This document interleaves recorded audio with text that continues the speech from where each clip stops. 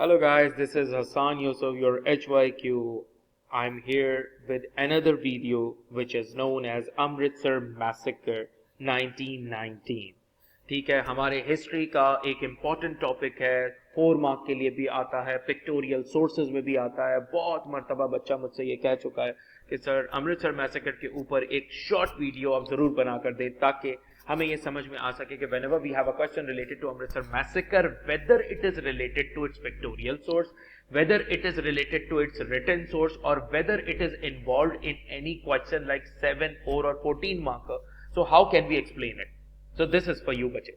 देखें, after implementing Rowlatt act मैंने आपको अपनी रॉलेट एक्ट वाली वीडियो में बताया हुआ है। If you want to see it आप वो देख सकते हैं, मैं डिस्क्रिप्शन के अंदर डाल दूंगा वीडियो का लिंक। रॉलेट एक्ट मेरे चैनल के ऊपर पड़ा हुआ है। रॉलेट एक्ट अगर आप देखेंगे तो उसके अंदर डिफरेंट क्लॉजेस थे। उसमें एक क्लॉज था ban on large gathering which means जलसा प्रोटेस्ट, इनके ऊपर बैन लगाया गया था कंप्लीटली। ठीक हो गया। तो अच्छा, अब हुआ क्या, ये एक चीज बता दी गई आपको कि रॉलेट एक्ट की तरफ से एक बैन लगाया गया था लार्ज गैदरिंग पे, प्रोटेस्ट पे ऑन ऑल।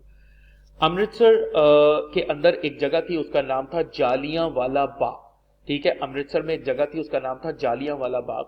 वहां पे अराउंड 10 to 12,000 पीसफुल प्रोटेस्टर्स, दोबारा सुनिएगा word, peaceful protesters gather to protest. अच्छा, वो प्रोटेस्ट क्यों कर रहे थे? Against the policies of British government. ठीक है, these protesters were protesting against the policies of British government कि भाई डायर के सिस्टम जो लॉन्च किया, फिर रॉलेट एक्ट लेकर आ गए। एक तरीके से हिंदू मुस्लिम्स का कहना था कि भाई हमें एक तरीके से दबाया जा रहा है, हमारे साथ बहुत ज्यादती हो रही है, कम से कम अपनी पॉलिसीज थोड़ी तो फ्लेक्सिबल करें। तो इस चक्कर के लिए एक प्रोटेस्ट हो रहा था। इसमें कोई हंगामा ही नहीं थी, कोई बदमाशी नहीं थी, कोई मॉब नहीं था कि वो जलाओ गिराओ करेगा या कुछ हमले करेगा या कुछ भी करेगा, कोई ऐसा मसला नहीं था। तमीज के साथ, सुकून के साथ जालियांवाला बाग में बैठकर ये लोग प्रोटेस्ट कर रहे थे। ठीक है, वो अलग बात है कि प्रोटेस्ट उस वक्त एक अनलॉफुल एक्टिविटी थी। अनलॉफुल एक्टिविटी का मतलब ये कि जाहिर है रॉलेट एक्ट की वजह से मना किया गया था, तो ये एक तरीके से कह लें कि अनलॉफुल हो गया। लेकिन उस वक्त एक बंदा था जिसका नाम था जनरल डायर, ब्रिटिश आर्मी से इसका ताल्लुक था। इसको यहां पर भेजा गया था to control law and order situation.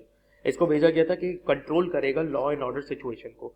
But what he did, he ordered direct fire on peaceful protesters. उसने डायरेक्ट फायर के ऑर्डर दे दिए पीसफुल प्रोटेस्टर्स पे। उसने बोला भाई पीसफुल प्रोटेस्टर्स के ऊपर डायरेक्ट फायर कर, मतलब direct fire, blind fire. Blind fire का मतलब आप समझते हो, अंधाधुंध फायरिंग करना, यानी ये देखना नहीं कि सामने औरतें हैं, बच्चे हैं, बूढ़ा है, कौन है, ये नहीं देखना है, बस यू हैव टू फायर। इसमें हुआ ये कि 1600 राउंड्स जो हैं वो फायर किए गए, 400 लोग इसके अंदर मरे एंड 1200 वुंडेड हुए, यानी 400 मर गए, 1200 जख्मी हुए।